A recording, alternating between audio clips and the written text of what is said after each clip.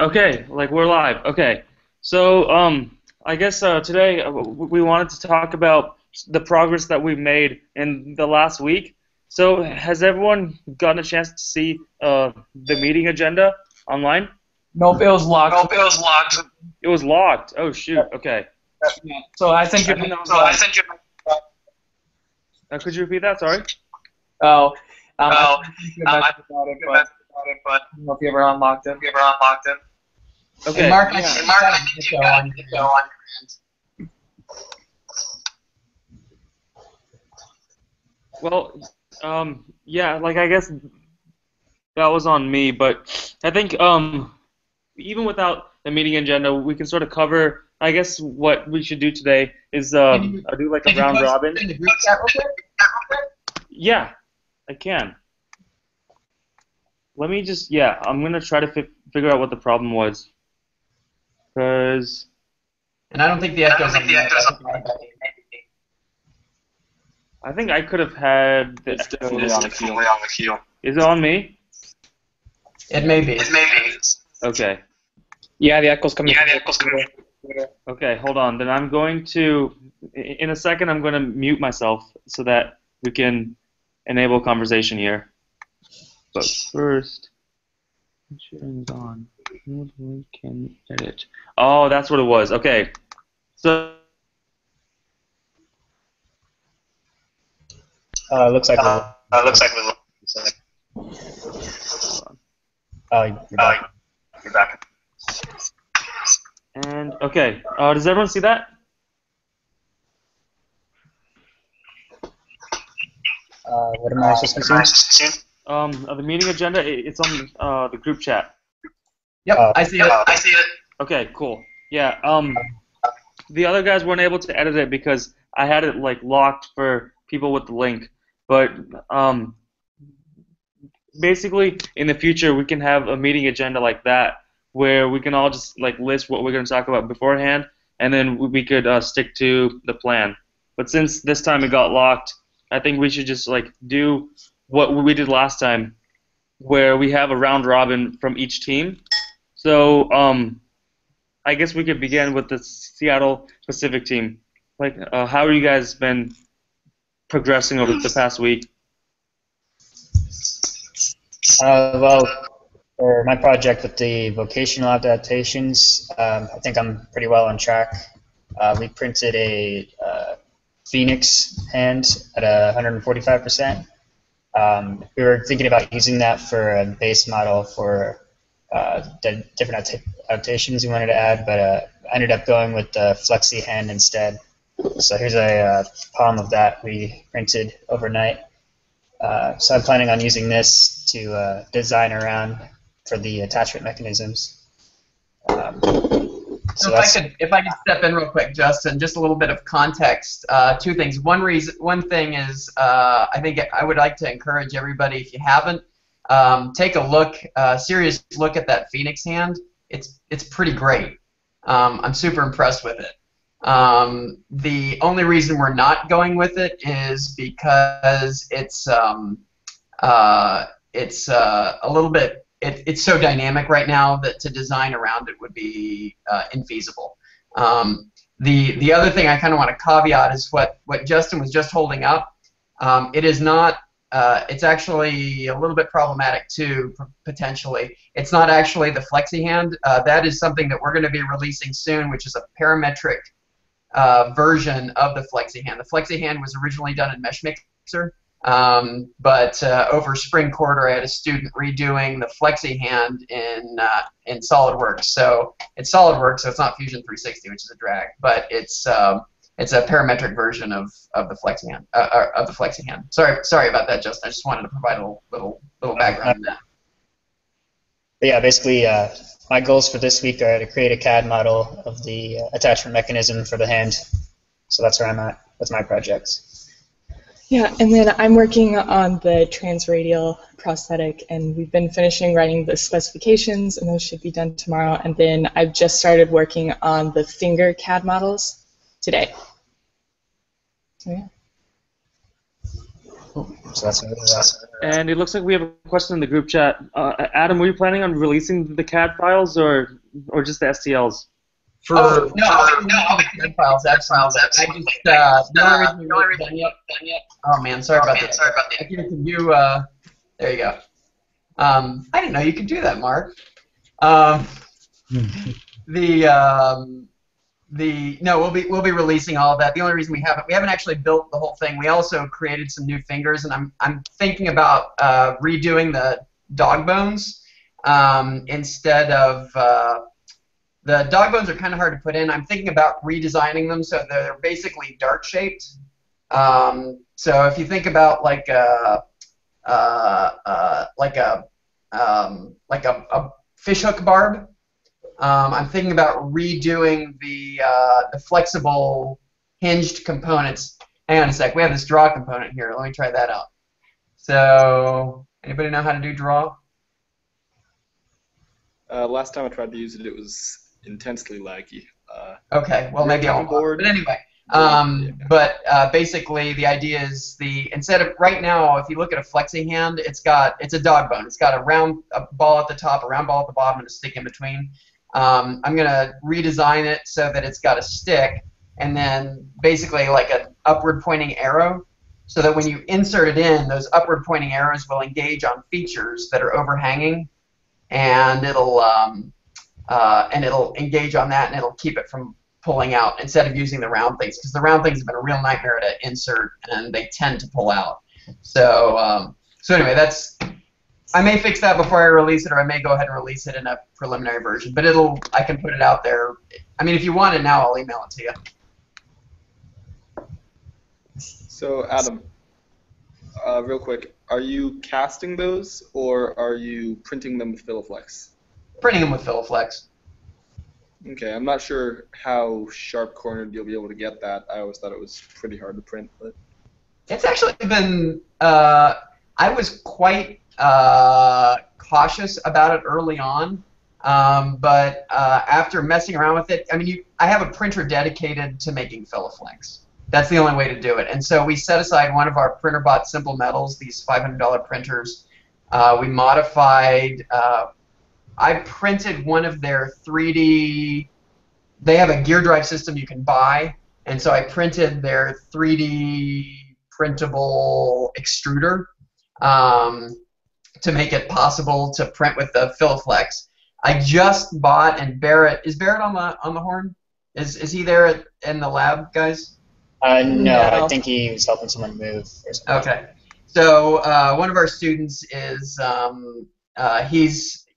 we bought the Recrius extruder, so we hacked the Recrius extruder onto the PrinterBot. So it's so we should be able to print that stuff pretty easily, I think. And then once it's done, it should be okay. I'm still not. My reservation on it is still it requires people to print Filaflex, and I'm reluctant. That's why I feel like the Cyborg Beast or the Phoenix Hand are strategically better, because I feel like more people can make them. It doesn't require you to go out and buy specialty stuff, but I think there is definitely a good place for the flexi hand. So we're just kind of iterating on that a little bit on the sideline. So does that answer your question? Yeah, we should talk sometime about castable stuff, because there's some stuff that's almost as durable and much less resistant to bending. And oh, really? There's other stuff that's slightly more resistant to bending and hugely more durable, like you'll never destroy it. Okay, so I'm working with. I have a meeting tomorrow with our art department, who would be the local casting experts for us, because I've never done that before. So I'm going to talk to them, and we're gonna start with metal casting with PLA, and I also got some samples. Which I would encourage other people to do. I got some samples from Form Labs. They have Form Labs makes that new SLA, well, reasonably new, low cost, relatively speaking, SLA printer. The Form 1 Plus, something like that. Anyway, but I ordered some samples out of their casting resin. So I'm just going to work with the art department to do some castings as an experiment and see what that's capable of. So it's kind of an interesting thing to do. So I'll let you guys know how that turns out too. Cool. Just a quick. Justin. Oh, I was going to iterate in there real quick, Adam. If you're looking to get that Form Plus One printer like that, maybe the casting thing would work for it. However, I've talked to many people about the actual prints that it comes off with, and even though it's using resin and stuff like that, now they came up with the new resin. It's called Tough Resin that I haven't heard anything much about yet because that was just released the other day or two. But with the regular resin that they use for that printer, it's very, very brittle. Most of the time that when you're taking this print off the bed plate, you actually will crack the print or actually will break on the bed plate itself. So, I mean, I was just going to let you know if you're going to spend that money, just be careful with that, do a little bit of research and know that Yeah. getting into. Because, I mean, like, granted, it's a cool printer, it uses resin and stuff like that. It's clearly cosmetic only. I agree. Yeah. It's funny. I ordered some samples from them, and they shipped the samples in this box. It looks like a jewelry box. Mm-hmm. And to me, they're not going to spend that money if they don't think it's necessary in order to ensure the parts will get there without failing. Exactly. So, but they have a specific resin that is specifically for casting. Right. So I saw it when I was at there was a 3D printing conference down in Long Beach that I was at about a month ago, and so I saw it there. So that's what they sent me a bunch of samples of. So I'm gonna try that out. I bought one of those Peachy printers, which I haven't gotten yet. I don't think they've actually started sending the kits yet. I expect it to fail spectacularly, but it was also only like 120 bucks. So I figured what the heck. Yeah, I just wanted to give you a couple insight before you spend the money and all that stuff. So. No, I'm not going to buy one of the. I'm not going to buy one unless I have a compelling reason, and it's because it's a purely cosmetic thing. It doesn't do an engineering department that much good. Mm-hmm. I don't think it might do an art department more good. So that may be one of the things I discuss with the art department tomorrow, though. Right. But thanks for the heads up. Yeah, it's the SLA material is just not. It's not an engineering material. And I'm in Cambridge right now. I have a bunch of friends working at Form Labs in the house I'm staying at. So, yeah, let me know if you want me to do anything for you, I suppose. The obvious is to get me one of the printers, but other than that, no. But any tips and tricks with that kind of stuff. But other than that, just milk them for good ideas so you can be the expert. Mm-hmm. Justin, in regards to what you said earlier about if we could switch topics of conversation for a second, in regards to what you said earlier about vocational adaptations, like what sort of things were you planning on attaching to the hand? So my first tool I'm planning on doing is a farming implement adaptation. So basically I'm thinking mostly pole handle tools, like shovel, hoe, things like that. Uh-huh. So my idea is to make this snap cover that's kind of a universal platform for the tools, and then the tools will attach to the cover itself. So right now I'm on the just the snap cover itself rather than the tool connections, and that will be the next step after this cover is created. Does that answer your question? Oh, sorry, you're muted, it looks like. Yeah, that does answer my question. Okay, great. All right, yeah, so it looks like we have a lot of good progress happening in Seattle. How about the people over at Creighton? How you guys doing? Like, what have you been up to this past week? Mark's been kind of heading the parametric design for the Cyborg Beast. He's been working a little more on that. He'll tell you what he's been doing. I've been kind of attacking the gauntlet portion of the project, as well as we've actually had quite a few research participants come in, so I've been pretty busy getting devices ready for them. But yeah, right now I've just been working on the gauntlet and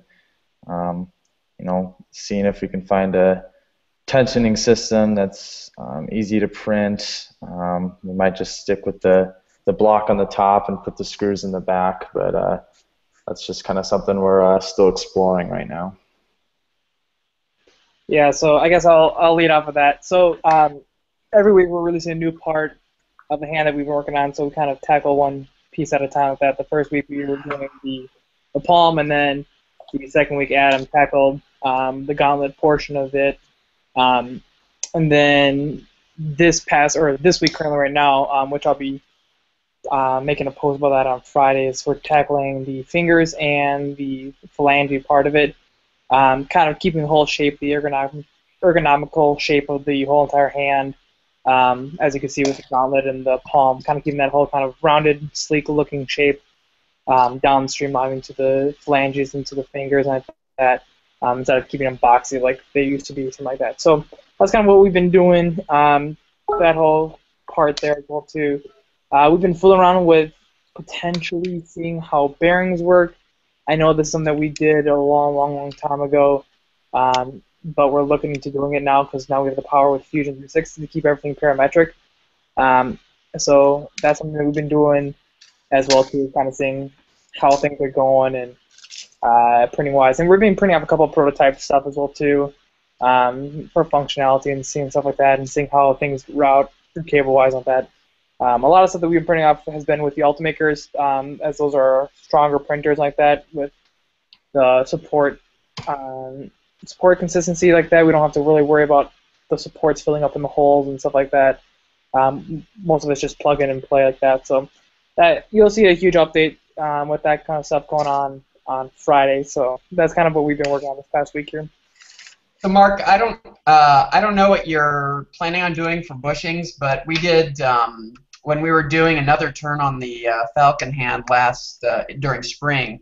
One thing, printing. I don't know if you remember how that works, but we have the fingers snap on because we wanted that quick disconnect scheme.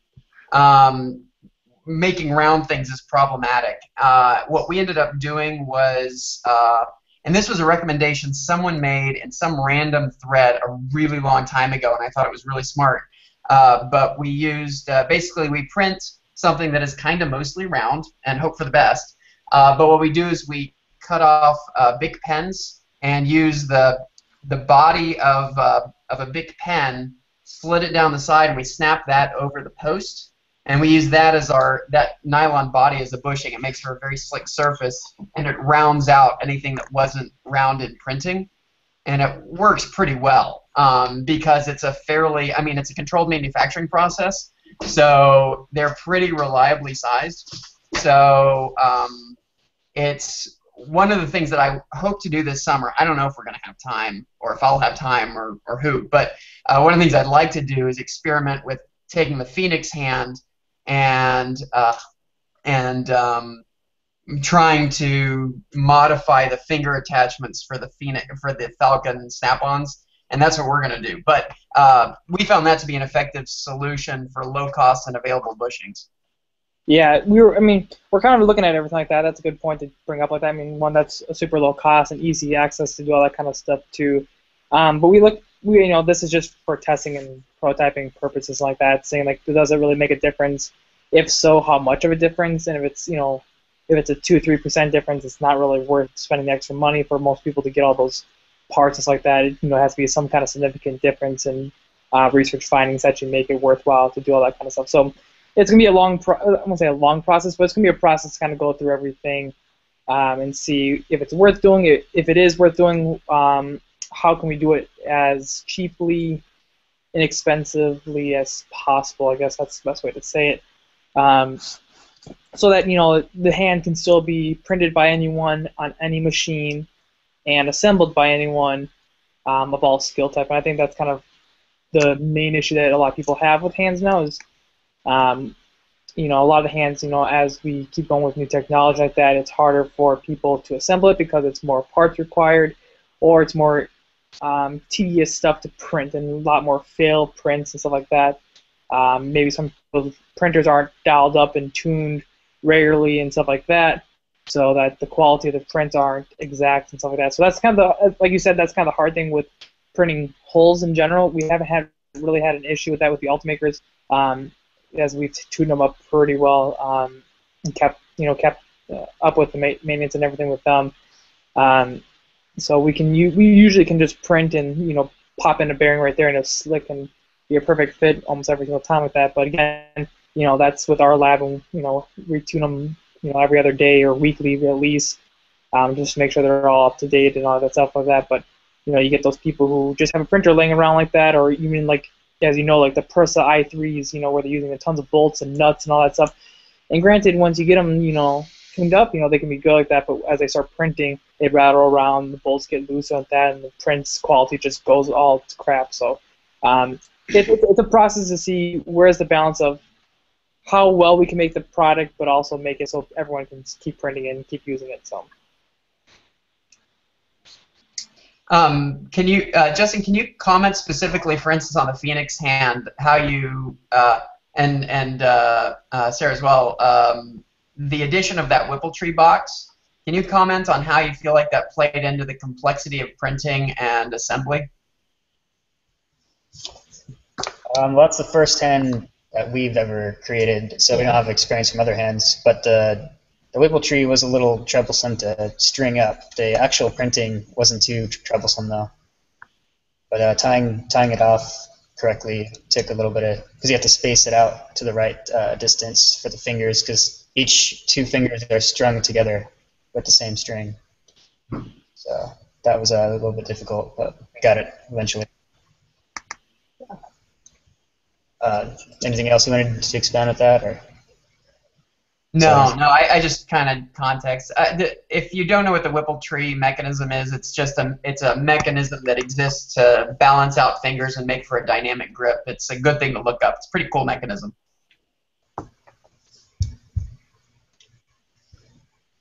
Like, while we're talking about the dynamic grip, I wanted to know, like what's your guys' opinion on the cam? I don't know if you guys have seen this, but somebody posted in the Google Plus community about a cam that, like, when you rotate the cam, it'll engage the fingers in different positions.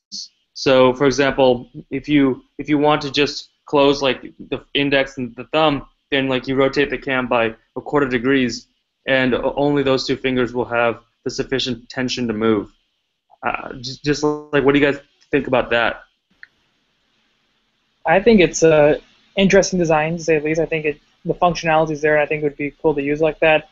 The hardest part is keeping all those cables in those channels.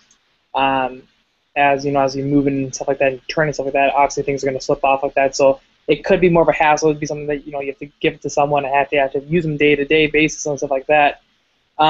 Again, is it feasible to use on a hand? Maybe, I guess. I don't really know, because it is a larger object on top of it, and it kind of makes the hand less sleek and looks boxed and stuff like that. So I don't know. It's definitely something that's looking into like that. Maybe they can make it smaller, but not really sure if they can actually make it smaller and stuff like that. So I guess it's a cool design. I think it's a cool idea to use and stuff like that. But is it feasible, or is it just a prototype? Is kind of the question now. I think it's. I'm kind of with Mark on it. I think it's one of those things that's definitely worth pursuing and may surprise everybody. I think it may be more, for the same reasons Mark's talking about, primarily the volume. I think it may be more amenable to a transradial amputation rather than. I mean, these partial hands, you're extremely constrained on the amount of volume you can take up, right? The amount of bulk you can add. But in a transradial implementation, it might be interesting. I'm a little skeptical you can build it structurally to do everything you want it to do while 3D printing. It may be something that requires a cast part rather than a printed part. But from a prototyping standpoint, I mean, I would love to see somebody, and I hope whoever it was, I saw the posting too, I hope they continue to investigate it. It's a mechanically very interesting thing to design. So, on the one hand, if one of my junior or senior design teams said, hey, we want to do this, I'd be like, that's awesome. I have no idea if it'll work, but go do it. That would be great. So, it's definitely something to keep an eye on to me. But I have the same concerns Mark does. Yeah, so I've been looking at that too, and I thought that, like, more useful than that would be the ability to selectively turn it on and off which fingers are pressed. So, like, if you had a tensioning blocks, and I made a quick diagram. I don't know if you guys can see. Let's see. Okay. Yeah. So you have this tensioning box right here, and assuming that you could like slide the tensioner from like one and so like when it's able to slide, when you flex, you don't necessarily bend that finger, but when it's fixed, then you end up bending that finger. And this may not be the best system to do that, but I guess the ability to toggle on and off, almost like a piano key, which fingers you want to be able to flex. I think that would be a more useful system here. My only general reservation, and I have to be a little bit careful because I find that my experience, sometimes it's useful and sometimes it's biasing, if that makes sense. My experience is that patients are generally disinclined to use anything on a prosthesis that requires anything other than their normal effort level. So, for instance, the new iLim and the B-Bionic require, it has the option of an app where you're able to reconfigure the grip patterns. Observationally, patients who have access to that never use it. They realize it's there and they think that's cool and it's a great selling point, but in reality, in your day-to-day life, it doesn't, it's a very rare patient that actually uses that regularly. And so anything that requires you to engage your left hand in order to modify your prosthesis on your right hand is not typically a big item for patients. That's been my observation. That doesn't. I just want to be careful that is based on a certain population of patients in Seattle that are getting fairly high-end prostheses. That may not be the case for the people who we're dealing with. So I'm going to agree with Adam on that one, actually, too. I think keeping a design that's super simple is one of the big keys, like this stuff like that. Same thing with something sleek looking as well, too. I don't think people are going to want I don't think people are going to really want a design where they have to twist and modify in a certain way just to do a certain action like that.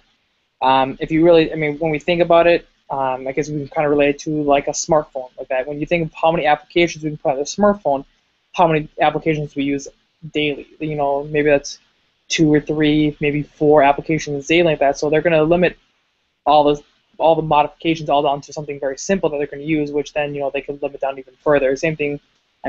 It's a totally different scale, but same thing with like a prosthetic device. Even like the B-Bionic hand, who has tons of different movements for the hands and stuff like that, they're going to want just the very, very basic stuff like that. And then the special ones are going to come, 1 out of 30 sometimes that they're going to need that type of grip and stuff like that. But that grip could also be overcome by a certain other type of grip. So, yeah, I guess just keeping things simple, I think, is kind of the big name of the game right now. yeah, I think I've been really excited by the Whipple tree mechanism that enables some dynamicism in the grip, which improves the quality of grip. And I would really, I would like, time permitting, and I think Mark, you guys experimented with this, and we experimented with it. I think we ended up calling it the Roth wrist, the dual axis wrist. Here, I'll turn my camera back on. It was basically as you do radial ulnar deviation, it changes grip patterns. So basically, if you deviate this way, it would draw these fingers in. If you rotate it the other way, it would draw these fingers in. If you just flex it normally, it collapses a normal grip. The only reason I think it's got a lot of potential. The only reason we walked away from it was just the practicality of it was going to take a lot of iteration to get it strong enough. And we just wanted to get our design out. I don't know. Mark, did you guys ever experiment with that? Yeah, we did experiment with it quite a bit. I'm glad you kind of brought that up as well, too. One of the big things with that is, especially with us, our team being the ones that are doing the most of the research and stuff like that, is that we do a lot of strength testing and movement and stuff like that with their hands and seeing what kind of movements they have and how they grow over a period of time, some of that. And, a lot of times they don't have a wide range of movement, as we call it, movement ulnar deviation or radial deviation. So that's basically moving your wrist. Radial deviation is towards the thumb side. So if you lay your hand flat on a table, it's moving, if you're right-handed, moving it towards your left, and ulnar deviation moving it towards the right. instead of just flexing an extension part like that. So it's one of those things, like you said, Adam, it's going to take a lot of iterations to actually get right. But that's kind of one of the things that, if that did come out to be like that, it could, simplify things down. It could simplify things down with making it just one device that you can use with one hand instead of having to rely on the other hand to move it in different positions, stuff like that. But I mean that, like I guess like for the camshaft and the Whipple tree and stuff like that, like it doesn't do just one finger at a time, kind of like the camshaft did. It had multiple iterations, and with the camshaft, what's cool about it is potentially you could put like 6 or 7 different types of settings on there, so you could do 6 or 7 types of movements, stuff like that. Again, it's a cool concept. Can it work? Can we make it sleek enough to work with it? Potentially, but don't know yet with that. But with the other one that you're talking about, Adam, it's a cool device. Like you said, it's going to take a lot of iterations to print off and concept it and stuff like that. So it's going to take a little bit of time to get it to a point where it would actually be something ready to even prototype it to start getting out to people.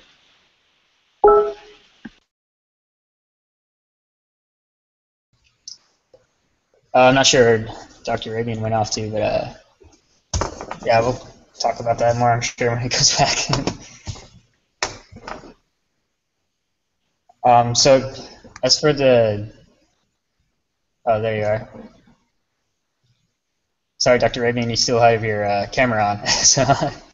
Sorry about that, but I was muted, so that's okay. Anyway, go ahead, sorry. So what were you saying again, Akhil? Yeah, yeah, like I agree with what you guys said about the complexity problem that you guys brought up, and I don't know, it's a good topic of conversation for that, like the sort of trade-off between having things that have a lot of features and you can do a lot of things versus things that are actually useful for the patients, because it's in relation to like the 80-20 rule, right, where 80% of your features are used, well, no, 20% of the features are used 80% of the time, and so it's, I guess, our hands right now work really well because they're really simple, but if we add more complexity, we got to look at what the patients really want. One thing I'd say, though, is one of the really great things about this being an open source community is we have the freedom to pursue and investigate things that are not commercially viable. So if you have 1 or 2 patients who want this CAM system and somebody wants to go out and design it, then it's totally doable and it's totally buildable and it can be incorporated into existing designs. And so the world is a little bit different for us, I think, than it would be for Autobach, because we have the ability to do things that are totally non-viable for them from a business standpoint.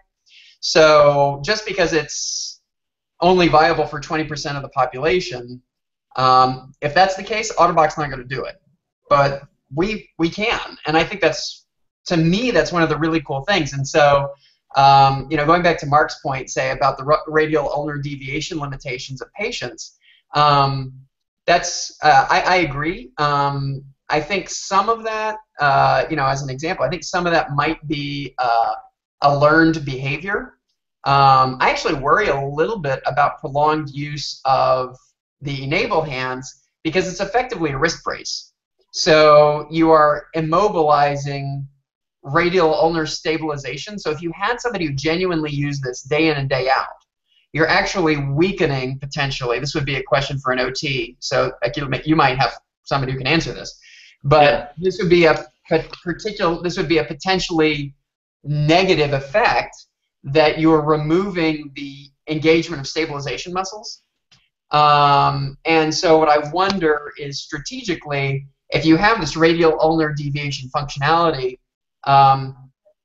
one of the things, and I'll agree, one of the things that we found difficult about it is it requires learning. You're having, it's like if you go to the weight room and you lift, you use a bench press machine versus bench pressing, Olympic weights. When you're bench pressing free weights, you have to engage all of the stabilization, whereas if you're just using a machine, it controls the stabilization, so it's localizing just the muscles, right? And so when I tried to use this radial ulnar deviation thing, it always kind of kept sliding off one side or sliding off the other. Would it get better with time in that you learn better how to do it, you get stronger muscles, or would it just exhaust you faster because you're having to stiffen everything? I really don't know. So there might be 10% of patients who say, that is awesome, it gets me exactly what I want, and let's do it. We can do that. It's an easy mod to our existing designs to build a system like that. So I guess my thing is I don't want to, I think we should really think about how we can capitalize on the fact that we don't have to make business decisions. We can make good engineering decisions or special case decisions, and as long as somebody's willing to do the work, it enters the pantheon of options. Right. Yeah, and I agree with Adam on that one too. I think with that being said, with the research we've done, we've seen people. Obviously, we're doing the research. We see them, a couple weeks, and we see them a couple months out of the time like that. They keep coming back in for reevaluations. That's part of the research IRB protocol that we have here for our test people we're doing. And we've seen an increase with them with their flexion extension degree of motion. So that's kind of big key on their strength going that way too. We have not seen a decrease at all in the ulnar radial deviation strength-wise from being limited to the regular e-NABLE hand or cyber beast hand, if you want to call it, with the hinges on the side like that. So, to answer your question, Adam, we haven't seen a problem or a decrease in muscle strength going to the sides of with your wrist, but we have seen an increase in strength and degree of motion in your flexion extension part of it.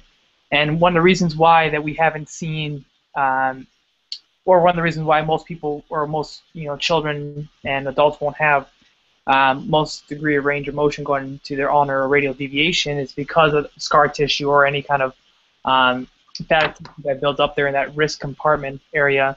Once that builds up, it's you have to use it to kind of burn off the fat like that, but it's pretty hard to do it since it's such a small area of that and you're not really doing any weight-bearing exercises and stuff like that too. So that's the one part that we've seen with limitations, stuff like that.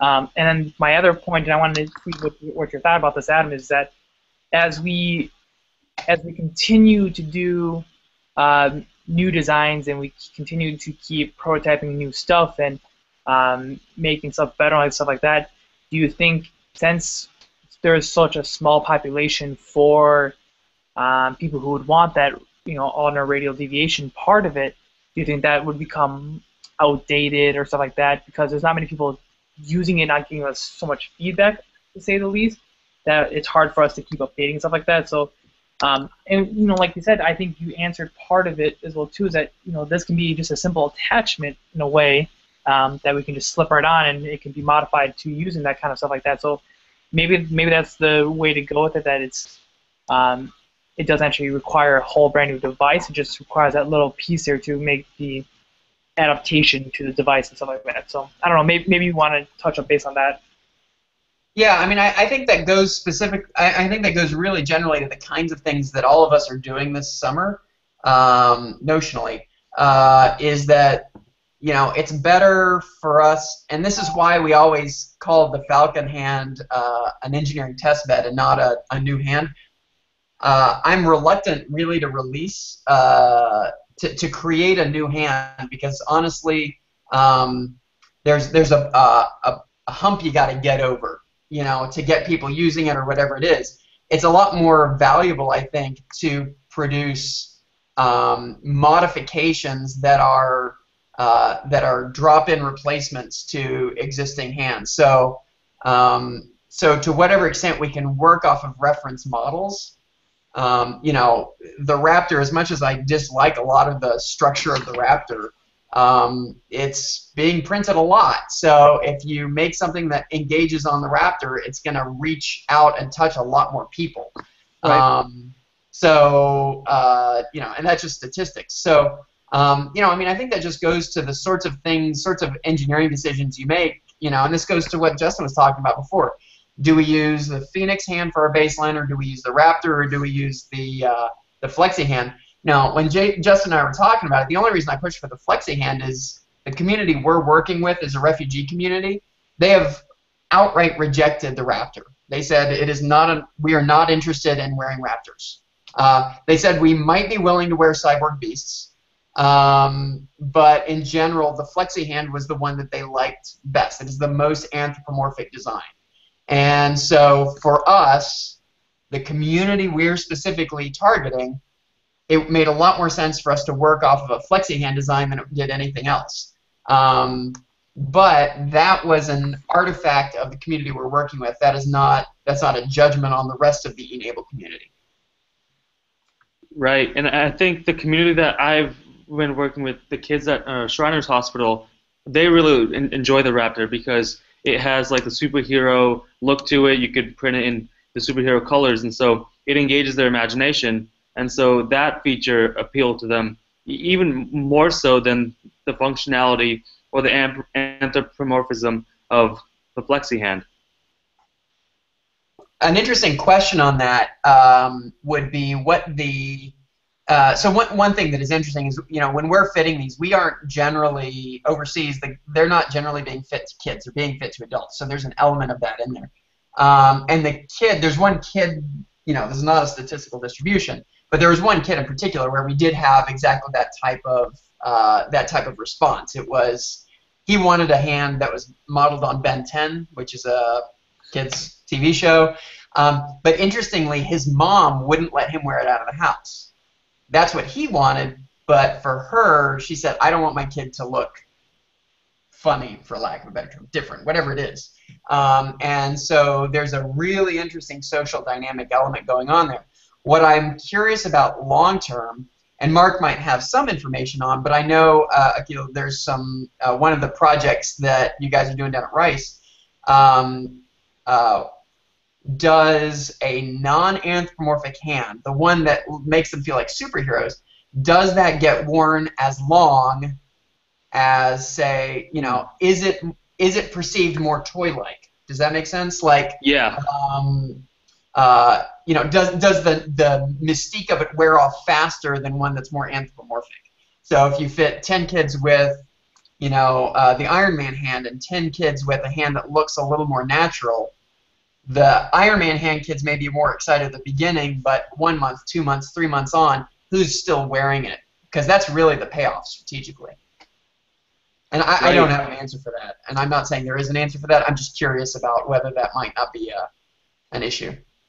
Well, like once we can get the IRB approved, then that's actually a cool thing to look at. Because, I mean, we talked about it earlier, beyond just like the wow factor and the whole, like, you know, the media celebration in the beginning, you know, what's actually happening with the hands long term. And that's one thing to look at too.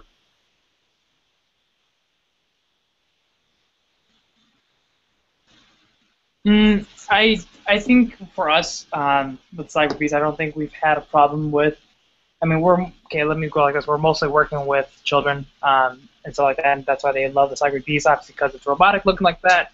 We asked them, do they want a normal-looking hand, and a lot of them say, no, we don't, because we know that we're different, and we don't want to try to blend back into being the quote-unquote the normal and stuff like that. And we kind of correlate that with if they wanted to be something called normal and stuff like that, they would probably get one of those passive hands that's, you know, the silicone paste with the skin color matching silicone that, you know, that just doesn't do anything but looks pretty fairly normal, stuff like that. With the robotic type looking hand that, you know, children obviously, we've seen them adapt to the hand way quicker because their ability to be comfortable with the hand is kind of a big thing. So compared to the Flex hand, I guess I'm guessing that the Flex hand probably will gear more towards older folk who want a hand that's more human-like, I guess you can call it. But I don't know if they actually want the Cyber Beast or Raptor type of hand as an adult like that. But I think children are definitely going to gear more towards like the Cyber Beast type of model, the superhero kind of theme and stuff like that. So. Yeah. This is a really interesting question from a design standpoint. Yeah.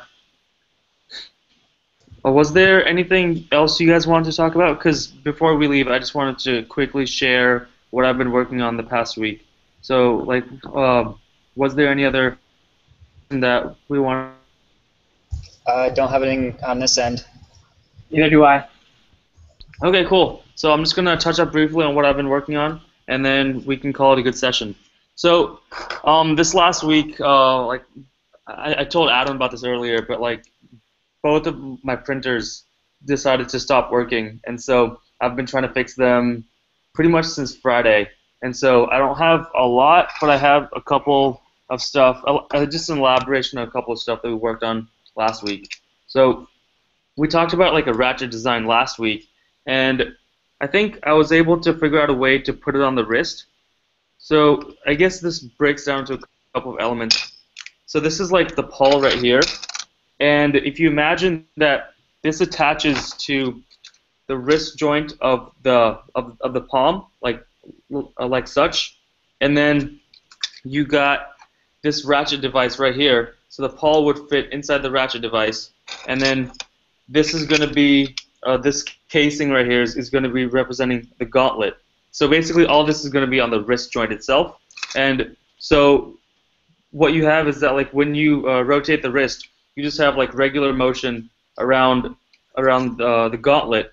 But then when this screw goes all the way in, and I should have a screw right here. Let me just screw this in for you guys so you could see what I'm talking about.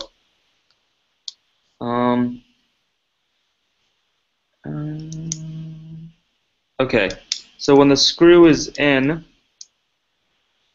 you can't actually move. As you notice here, you can't move the ratchet, and so the pawl is going to have to move, and it's going to act as like a ratchet and pawl system within here. I haven't optimized it perfectly yet. It should move like this, though. It should move just by clicking like this, around like that. And I was just thinking like I could put that on the wrist joint, and that was the and you could have a locking system that way. One thing that I do have encountered trouble with is that when you make this small enough to put on the wrist, you can't just put in like a screw here, and whatever piece you would put in here would be so small that it's going to break. So I think some sort of like engaging / disengaging mechanism where this ratchet pawl system can move in and out of. So when it's into the mechanism, the ratchet can't move. When it's out, you can have the free rotation as described before. I think that would be the way to go at this point. So like, what do you guys think about that design in general? How small are you making it? It's gonna be. I mean, the smallest is 100% Raptor, so it's gonna be that small. Like this thing. Have you printed off that small? Nope, have not. Okay. Just word of the wise from many hours of printing and designing stuff like that. To get something that small and that precise, it can be very, very difficult.